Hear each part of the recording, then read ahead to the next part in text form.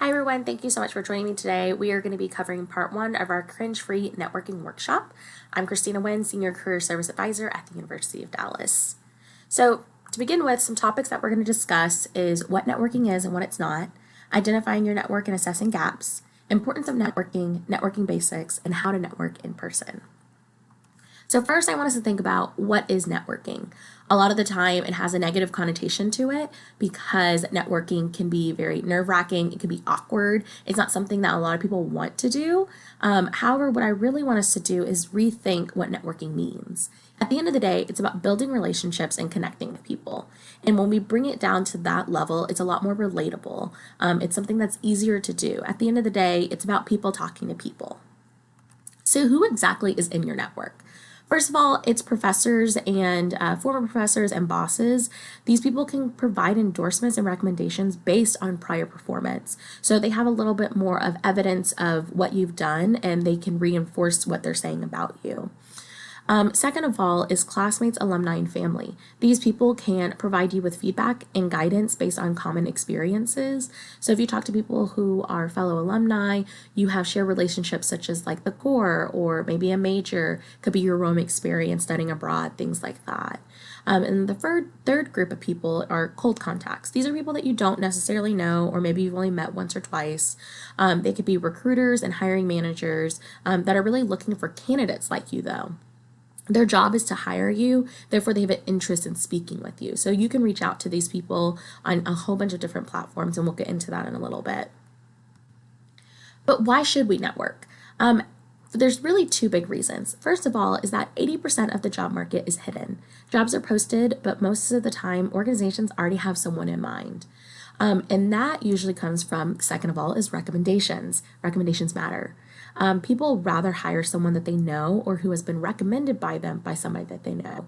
They're more likely to take a chance on someone that has been vouched for as opposed to someone they don't know, have never met, they have no idea what your work ethic is and things like that. So that's part of the reason why it's important to network, because those conversations and those recommendations can really help you in the long run. Some networking basics to start from is, first of all, just don't be intimidated. People love to help out, especially alumni. People also love to talk about themselves and ask lots of questions. So those are some of the things that you should do. Don't be intimidated, especially with alumni. A lot of the times you have common experiences. They really want to help out as much as they can. So those are always good places to start from. Next is to have an elevator pitch. And by that, I don't mean this 30-second commercial that you used to hear about a couple of years ago. Really, what it is that you need to prepare a pitch encapsulating who you are, what you've done so far, and what your career goals are. And we'll practice this in a couple slides. But really, it's short, sweet, and to the point. Third is to tell your network that you're seeking. This will keep you accountable and will help keep you in mind if there's any opportunities that come along. At the end of the day, your network can't help you if you don't tell them what you need. So if you have any opportunities that you're looking for, then I would make sure to do that, because I cannot tell you how many times that we've had students come in and say, "Hi, Christina, I'm looking for an internship in real estate. Do you know anybody?" And I'll go, "Well, I'm not sure, but I'll keep you in mind." And maybe a week later, 2 weeks later, or even a month later, I'll get a phone call saying, "Hi, I am looking for a real estate intern. I need someone soon. Do you have anybody in mind?" And I can recommend a student based on that conversation because they let me know that they're seeking. So it's the same thing for reaching out to your network and letting them know. So how exactly to network? There's really 3 different ways to do it, but first of all, it's by attending events, and this is kind of the in-person aspect of networking. It could be campus events like guest speakers, panelists, it could be alumni family weekend, it could be at conferences that you go to for different kind of disciplines or majors, association meetings. So those are student organizations that are part of a larger association for professionals. So those meetings that you can always attend to. Job fairs, we have 2 job fairs a year, one in the spring and one in the fall. So those are great ways. These are 30 different employers coming to campus to talk to you guys. And then finally, social events and mixers. So these could be either ones that other associations have done, professional networking, could be just in the area, things like that. The second and third way is virtually, so that could be either via email or LinkedIn, and we'll go a little bit more into those in our next presentation. So really for this presentation, I want to focus on in-person networking. And to begin with that, it's really just about events. There's a lot of different ways you can do it, but how to network at an event is, first of all, talk to people.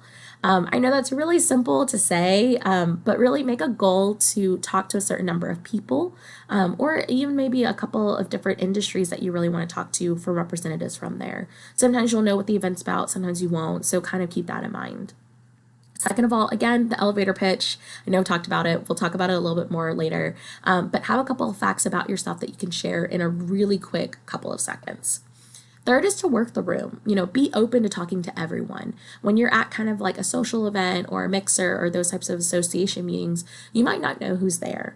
It could be kind of an entry-level person, it could be mid-level or a hiring manager. You just don't know.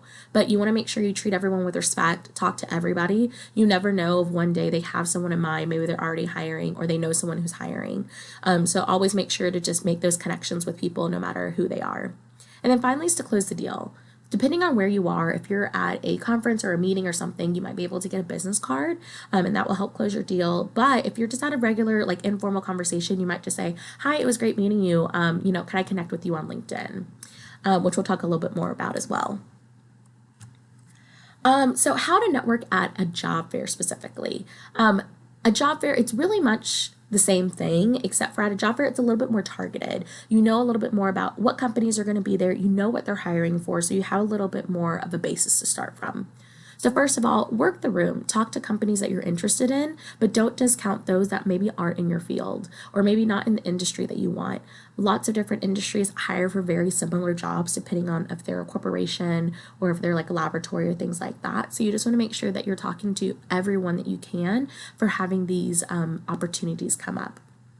Second of all is the elevator pitch.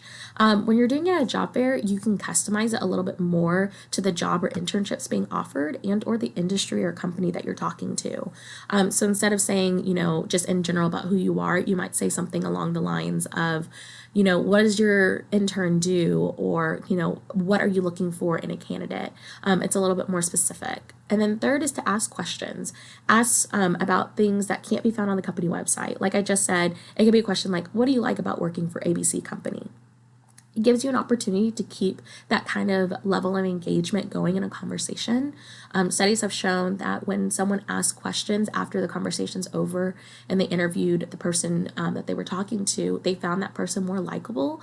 And it was because they had a more engaging conversation with them because they asked questions, they were more involved, they wanted to learn more. And that really resonates with a lot of people, especially like recruiters and hiring managers who are going to be talking to people again and again and again at a job fair. And then lastly is to smile. I know that can be really hard when you're in an awkward position or awkward situation, but maintaining eye contact and smiling goes such a long way. These people really want to show that you're engaged and interested, and a smile and eye contact shows them that you're really interested and not disinterested in what they're talking about in their company. So our favorite part now, we're going to talk about the elevator pitch. So like I said, 30 seconds is a really long time to talk about yourself. And so really what I want to focus on is how to shorten kind of what you would typically say into a really short and concise way. So here's a sample by a student bio. I'm a junior English major at a small Catholic liberal arts university where we read great books, and I studied abroad in Rome for a semester. I'm interested in the publishing industry and hope to do marketing or editing. I haven't really decided yet. I've completed 2 internships. Last summer, I volunteered for Reading Partners, where I helped a second grader catch up on his reading skills. And then this past fall, I worked at the World Affairs Council, where I managed all social media accounts, including LinkedIn, Instagram, and Facebook, and increased their followers by 10%. Like I said, that's a really long time to talk about yourself. I'm not sure if any of you guys kind of got lost as I was saying that bio, but think about having to tell that to either a recruiter or someone at a social event or something like that. It's a really long time. And there's lots of different ways you can short that. So, I want you to think about how do you think that you can shorten that into a really short and concise way. Here's our sample of our elevator pitch that we kind of created from that bio. It says, "Hi, I'm Jessica. I'm a junior English major. I'm interested in editing and publishing. Last fall, I worked at the World Affairs Council where I did social media for all of their events, and I saw that Brown Books is looking for a marketing intern. Can you tell me a little bit more about what kind of projects your past interns have completed?" So this is really short, sweet, and to the point, but it's very targeted, right? You know exactly what Jessica's interested in. You know kind of a little bit about what she did in the past, but she also left it as a call to action at the very end. So what else can you tell me about the position? Asking that question at the very end shows that you're more engaged in that conversation. With that, thank you so much for joining me for part 1 of our Cringe-free networking workshop. If you have any specific questions, here's my contact information. You can contact me via email, phone, or you can also make a virtual appointment on Handshake.